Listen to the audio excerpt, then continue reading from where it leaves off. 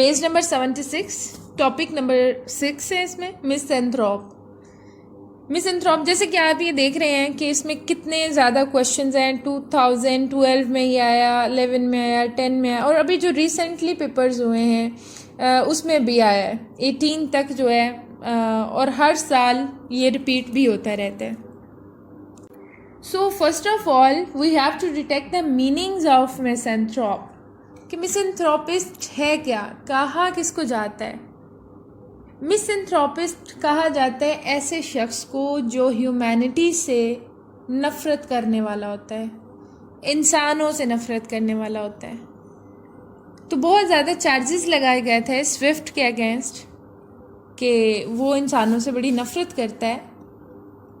क्यों करता है? क्योंकि हम लास्ट वाइज जो है उस पे जाएंगे।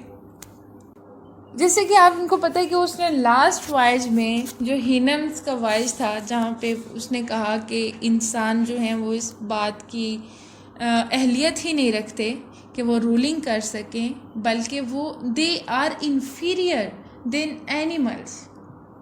उनको जानवरों से ज़्यादा इंसानों को उसने कहा कि वो इन्फीरियर यानी कमतर हैं, जानवर सुपीरियर हैं, बरतर हैं, और इंसान। तो इस वजह से उस सब लोगों ने, उस टाइम के जो क्रिटिक्स थे और बाद में आने वाले थे, उन्होंने कहा कि क्योंकि स्विफ्ट ने ये बात की है कि ये जो इंसान है, क्योंकि वह उनमें किनिंगनेस है, उनमें ये वो रॉबरी हम देखते हैं इंसान करते हैं, अगर कोई ब्लड शेडिंग कहीं पे हो रही है वो इंसान करते हैं, मतलब हर तरह की करप्शन में इंसान का हाथ है, हर तरह की ईवल में इंसान का हाथ है। तो यही वजह है कि वो इंसानों से इतनी नफ़रत करने लग जाता है स्टोरी में कि वो एंड पे कहते हैं कि मैं हिनम्स के साथ ही स्टे करता हूँ, उनके साथ ही रहता हूँ, कि अगर मैं वहाँ पे रहूँगा तो मैं खुश रहूँगा। और यहाँ जब उसे वापस लेके आया जाता है ग्रेवर्स को, तो वो अपनी वाइफ और अपने बच्चों के साथ बिल्कुल हैप्पीनेस फील नहीं करता, खुश नहीं होता।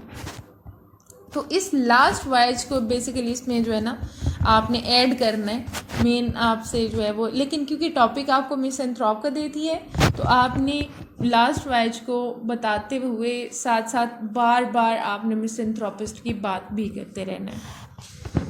Swift is regarded as the bitterest satirical writer amongst his contemporaries. Contemporaries कहा जाता है जो उसके एज फेलोज हैं, यानी सेम सेंचुरी से बिलोंग करने वाले, और bitterest तल्ख, बड़ा सख्त किस्म का जो सटायर होता है, वो करने में बड़ा मशहूर था। और स्विफ्ट वाकई बहुत स्ट्रिक्ट, यानी कि आप समझ लें कि इसके जो दोस्त थे ना वो भी इससे डरा करते थे कि हमसे नाराज़ ना हो जाए, क्योंकि नाराज़ होगा तो ये हमारे अगेंस्ट इतने ज़्यादा स्ट्रिक्ट सटायर करेगा कि वो लोग समझते थे कि हम तो कहीं पे मुंह दिखाने के शायद लायक ना रहे। जैसे कि इसमें देखें आपने लिलीपट का वो वाइज पढ़ा, उसमें वो मलका के साथ इसकी नाराज़गी चल रही थी, तो उसने कहा कि गुलिवर जो है उसने वो मलका के महल में आग लगी देखी और बाय यूरिनेशन उसने उस आग को बुझा दिया, यानी इस हद तक समटाइम ये चला जाता है। तो बड़ा फेमस हिस्टोरिकल राइटर था ये। Gulliver's Travels is a great manifestation of his such bitter attitude. Manifestation यानी कि इसके सारे के सारे जो बिटरनेस है या एक हिस्टोरिकल अप्रोच है या जो उसकी पीक है वो हमें यहाँ पे नज़र आती है। उसके बाद बताया है कि no doubt most of the critic allege कहा जाता है ब्लेम करना। तो बहुत सारे जो राइटर्स हैं वो उसको ब्लेम करते हैं फॉर बीइंग मिसएंथ्रोप, कि ये तो इंसानों से नफ़रत करता है, अगर इसे इंसानों से मोहब्बत होती तो फिर ये जानवरों को ये नहीं कहता कि वो सुपीरियर हैं। ड्यू टू हिज एक्यूट कहा जाता है वेरी स्ट्रिक्ट, बहुत सख्त। डिस्गस्ट हेट को कहते हैं, नफ़रत को, for main kind but with the deep and critical evolution, क्योंकि हम कभी भी राइटर के अगेंस्ट नहीं जाते। हर राइटर जो है वो ह्यूमन्स की या ह्यूमन बींग्स की पॉजिटिविटी के लिए लिखता है, उनको मॉडलाइज करने के लिए लिखता है। तो यानी अगर हम अच्छे तरीके से पढ़ते हैं, बड़ी एक डीप स्टडी करते हैं उसके इस स्टोरी की, इस बुक की, we can very strongly assert that Swift is not a misanthrope at all, कि स्विफ्ट हमें बिल्कुल भी इसमें मिसएंथ्रोप नज़र नहीं आता या ऐसे शख्स के तौर पे नज़र नहीं आता जो इंसानों से मोहब्बत नहीं करता, बल्कि रादर ही इज़ अ फिलेंथ्रॉप। फिलेंथ्रॉप जो है वो इसके अपोजिट वर्ड में यूज़ होता है, यानी मिसएंथ्रॉप कहा जाता है जो इंसानियत से या इंसानों से नफरत करने वाला है, और फिलेंथ्रोपिस्ट वो होता है जो इंसानों से बहुत मोहब्बत करने वाला होता है।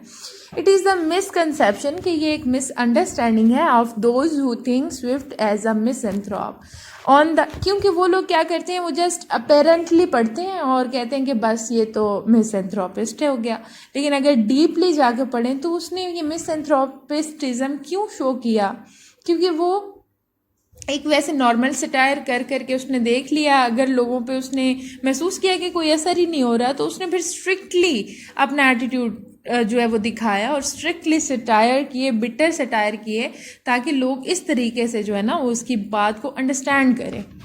On the other hand Swift only wants to reform mankind out of their follies and stupidities, कि वो सिर्फ ये चाहता है कि जो इंसान है वो अपनी सारी स्टुपिडिटीज़ को, सारी मिस्टेक्स को छोड़ दें, गलतियों को, यानी अपने आप को सेल्फ राइटियसनेस जो है वो सीखने के काबिल बन जाए, अपने आप को एक सही रास्ते पे लेके चले। इन द एंड हिज, ये भी अंडरलाइन कर लीजिएगा, ये कोटेशन भी आप कॉमिकिज्म में लिख सकते हैं। In the end his two promises also amuses us very much, last पे क्योंकि अपने आप को चेंज करने के लिए कोशिश करता है कि अब वो एक नई किस्म का इंसान बन जाए और रिफॉर्मिस्ट बन जाए। तो टू प्रोमिसेस इसकी क्या होते हैं, one that he will never take those poor things out, यानी उन डेड बॉडीज़ को नहीं निकालेगा, and second that he will never again interfere with his wife's flopping, यानी अपनी बीवी की इबादत जब वो कर रही होती है तो उसमें उसको डिस्टर्ब नहीं करेगा। Though Miss Pross does not understand the meaning behind it but the reader does, यानी कि मिस प्रोज से ये प्रोमिस करता है और वो उसे कुछ प्रीचिंग कर रही होती है और इस तरह, तो वो फिर इसके मीनिंग जो है वो रीडर क्योंकि समझ जाता है, उसका सारा बैकग्राउंड उसे पता है, तो इसलिए रीडर के सामने ये फिर बड़ा एक कॉमिक एलिमेंट के तौर पे ये शो होता है, इसके एक्ट्स और इसकी प्रोमिसेस, इसकी wording. Mr. Stryver is another comic character in the novel who is always planning to marry Lucy and says that he has made up his mind to marry Lucy even though she will bring him no dowry, कि वो कहता है कि चाहे ये dowry यानी जहेज़ लेके नहीं आएगी लेकिन फिर भी मैं इससे शादी करने के लिए तैयार हूँ, हालांकि हकीकत ये होती है कि वो इसमें बिल्कुल इंटरेस्टेड नहीं है। And after he has been decided by Mr Lorry he says that Lucy has missed. Moreover, we see that though Swift seems to challenge the emotions in mankind, yet it does not mean that he condemned emotions completely in man. यानी कि Swift जो है, हाँ हमें ये नज़र आता है लास्ट वॉयज में कि वो एक जगह पे ये बात तो करता है कि वो जो हॉर्सेस हैं जिनको उसने हिनम्स का नाम दिया कि उनमें लेक ऑफ इमोशंस है, लेकिन इसने उन इमोशंस को टोटली कंडेम नहीं किया, बिल्कुल ख़त्म नहीं किया, क्योंकि इसे भी पता है कि इंसान इमोशंस के बगैर जो है वो कुछ नहीं है। ये इमोशंस ही होते हैं जो इंसान में एक ह्यूमैनिटी क्रिएट करते हैं और वाकई वो ह्यूमन बीइंग कहलाने के लायक होता है, जो एहसास करता है, जो सिंपैथी रखता है दूसरों के लिए अपने अंदर और इमोशंस रखते हैं, फीलिंग्स होती हैं उसमें। अदरवाइज अगर फीलिंग लेस हो जाए तो फिर वाकई इंसान और जानवर में कोई फ़र्क नहीं रह जाता।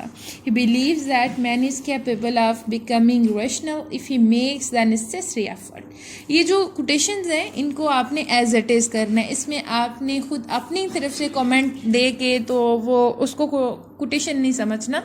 कोट का मतलब ये होता है कि एज इट इज़, जैसे राइटर ने लिखा है आप सेम टू सेम वही वर्डिंग वहाँ पे लिख देंगे और इन्वर्टेड कॉमर्स में थोड़ा हाईलाइट करते हुए। Despite that we see that Swift is notorious यानी बदनाम for being misanthrope and he was subjected to this allegation during his life time. सारी ज़िंदगी उसे इसी बात पे जो है वो परेशान किया जाता रहा कि वो मिसएंथ्रोपिस्ट है, because the critics identifying Gulliver with Swift attributed Gulliver's blunders to Swift. क्योंकि यहाँ पे एक और आपके पास लॉजिक है आप जो दे सकते हैं कि गुलिवर जो इसमें एक करैक्टर के तौर पे नज़र आता है, लोगों ने या क्रिटिक्स ने उसको इस तरह से लिया कि वो खुद राइटर उसको बना के अपने जहन में, तो उसको मिसएंथ्रोपिस्ट का नाम दे दिया। क्योंकि हम देख रहे हैं कहानी में और हकीकत में बहुत फ़र्क होता है, तो जो करैक्टर हमें वहाँ पे नज़र आ रहा है वो करैक्टर राइटर से बहुत मुख्तलिफ है। हाँ, कहीं कहीं पे उसमें हमें उसकी जो एक शबीह है या एक जो झलक या रिफ्लेक्शन है वो नज़र आता है, बट नॉट ओवरऑल। एक कंप्लीट कैरेक्टर को हम दूसरे के साथ बिल्कुल मैच नहीं कर सकते।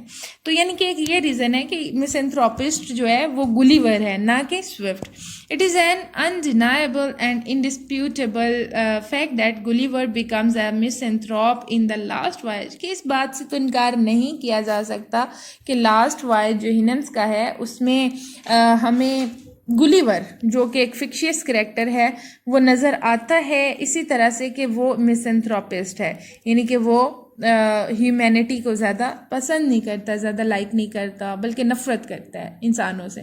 ये वजह है कि वो रिफ्यूज़ कर देता है सिविलाइज सोसाइटी में जाने के लिए। The hated he developed against the mankind in general, his disgust with the captain and other members of the ship, he disliking for his own wife and children are among evidence to declare Gulliver a misanthrope, कि ये नाकाबिले तरदीद सबूत हैं कि वो अपनी बीवी बच्चों से नफरत करता है, वो लोग जो उसे बचा के कश्ती पे ले जा रहे होते हैं उनसे नफरत करता है, और उनसे जो है वो बार बार वहाँ से भागने की कोशिश करता है।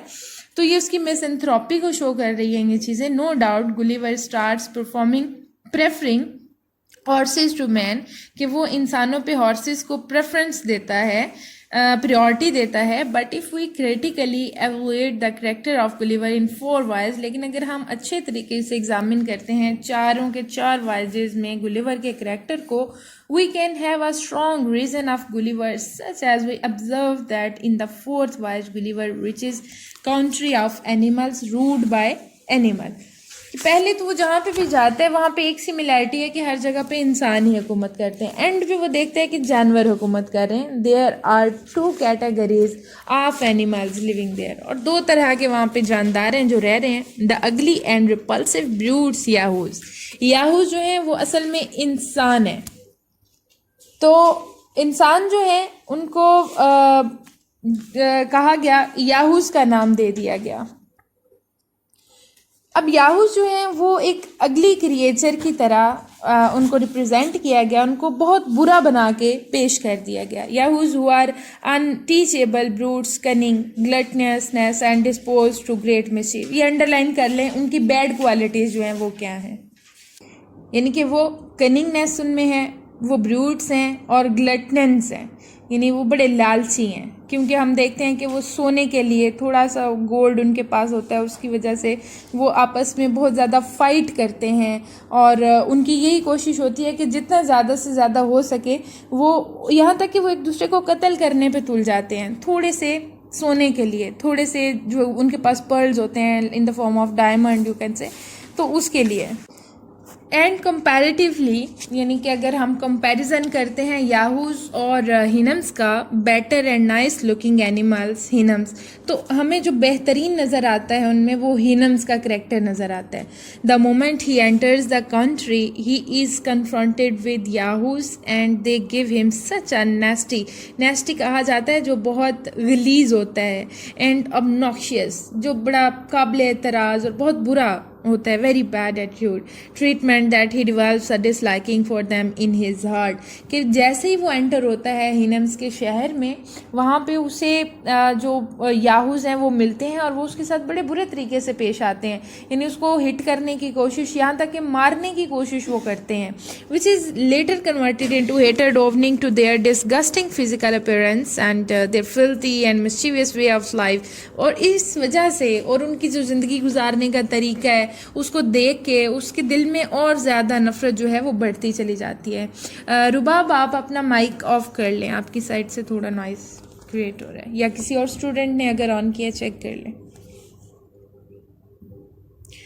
But his first meeting with Hinams on the other hand proves to be a nice experience। लेकिन जब वो हिनम से मिलता है तो वो उसको बल्कि रेस्क्यू करते हैं, 2 घोड़े वहाँ पे आते हैं और वो याहूस को वहाँ से भेज देते हैं उनको डरा के, और फिर इसको रेस्क्यू करते हैं और उठा के अपने जो उनकी रेजिडेंस है वहाँ पे ले जाते हैं। First impression proves the last impression, तो बस वो उनके इस एटीट्यूड को देख के बहुत ज़्यादा उनके लिए बाय हार्ट बहुत ज़्यादा एक हैप्पीनेस फील करता है, एक प्लेयर फील करता है कि मैं तो इतने अच्छे एनिमल से मिला हूँ, they secure him against yahoos, behave with him properly and gracefully, escort यानी उसका तहफ़्फ़ुज़ करते हैं him to their abode मतलब जो उनके रहने की जगह है, उनका जो मस्कन होता है उधर ले जाते हैं उसको. The behavior of horses shows him to be animals with an extraordinary power of understanding.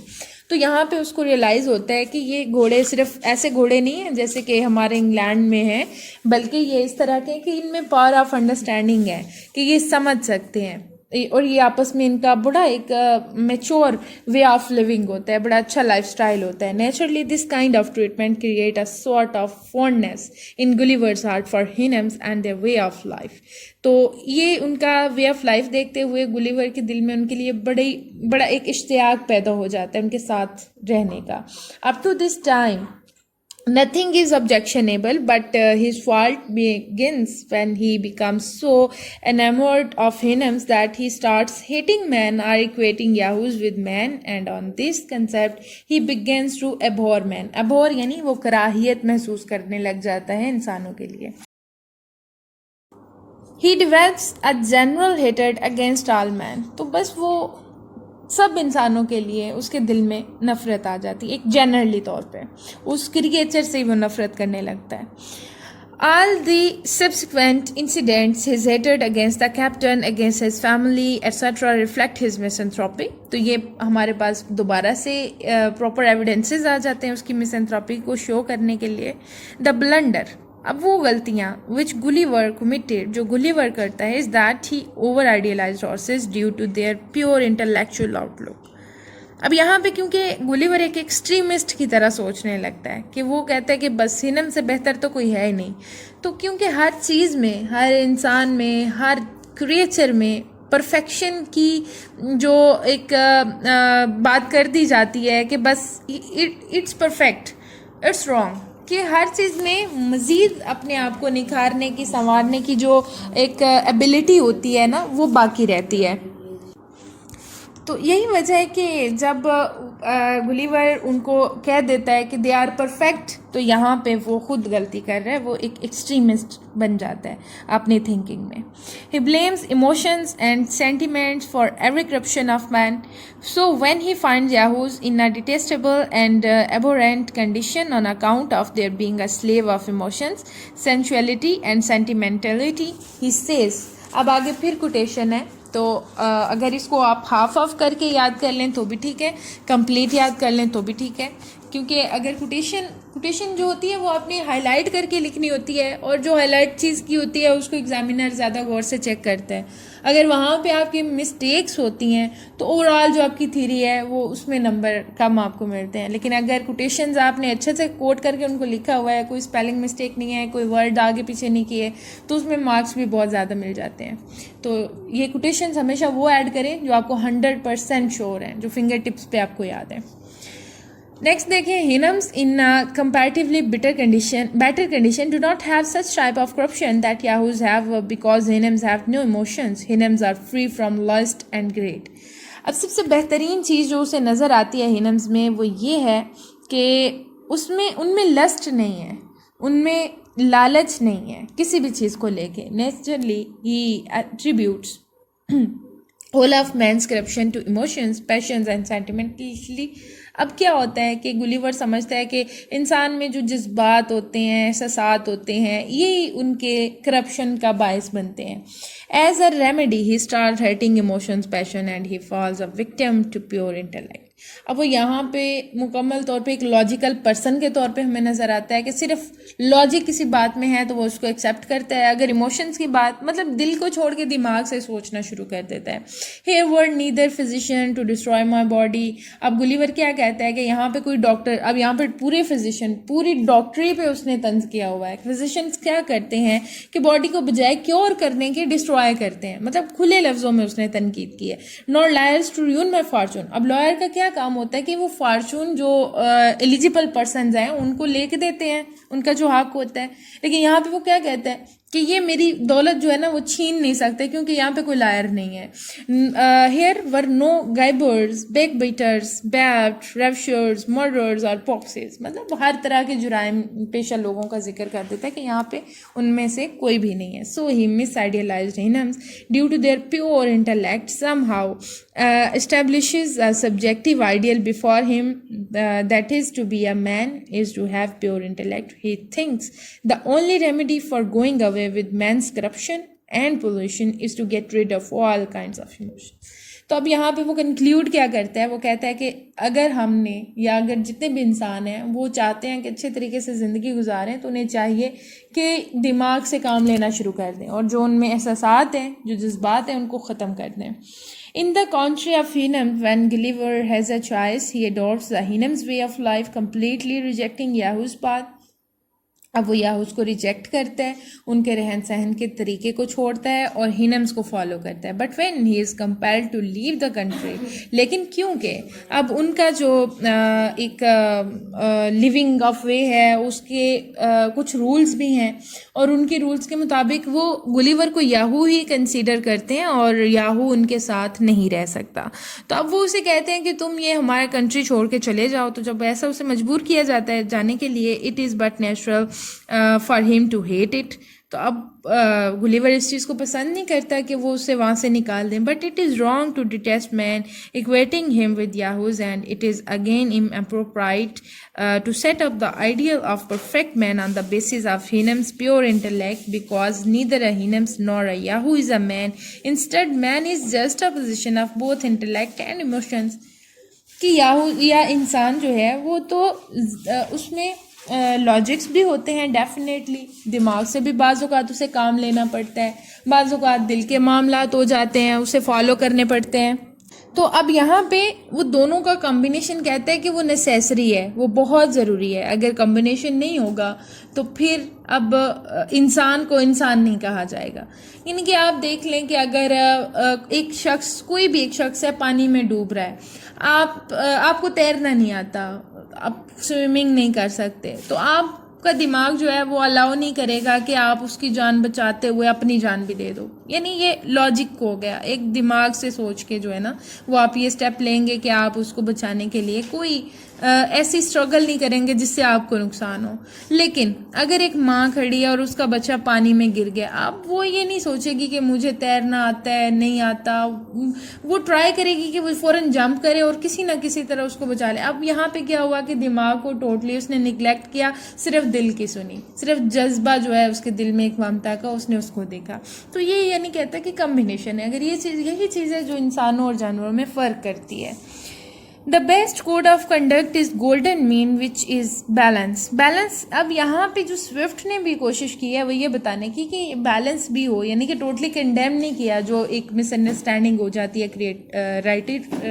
ये जो क्रिटिक्स होते हैं उनको क्रिटिसिज्म करते हैं कि नहीं वो तो उसने कंडेम नहीं किया. उसने कंडेम नहीं किया, उसने कहा था कि बस ये चीज़ बैलेंस में होनी चाहिए, मतलब कब किस चीज़ की ज़रूरत है तब हमें उसको यूज़ करना चाहिए.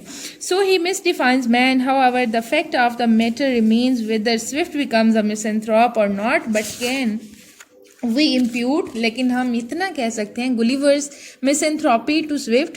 क्या हम मंसूब कर सकते हैं कि गुलिवर जो कि सिर्फ एक करैक्टर है, एक कहानी में फर्जी किरदार है, और स्विफ्ट जो जीता जागता इंसान था, क्या हम दोनों को मिला सकते हैं? If we virtually succeed to establish some identity between Swift and Gulliver, Swift too will become a misanthrope. तो अगर हम कहते हैं कि गुलिवर और स्विफ्ट में कोई फ़र्क नहीं, वो एक ही कोइन के दो कह लेंगे पार्ट हैं, तो फिर तो डेफिनेटली स्विफ्ट को हम कहेंगे वो मिसएंथ्रोपिस्ट है. But according to Swift a man is who strike a balance between rationality and sensuality, and this balance is not gifted by birth, it has to be acquired. कि जो balance करने की technique है इंसान को खुद सीखनी चाहिए या वो खुद सीखता है. That's why even Gulliver is subjected to Swift satire, for he loses the set balance.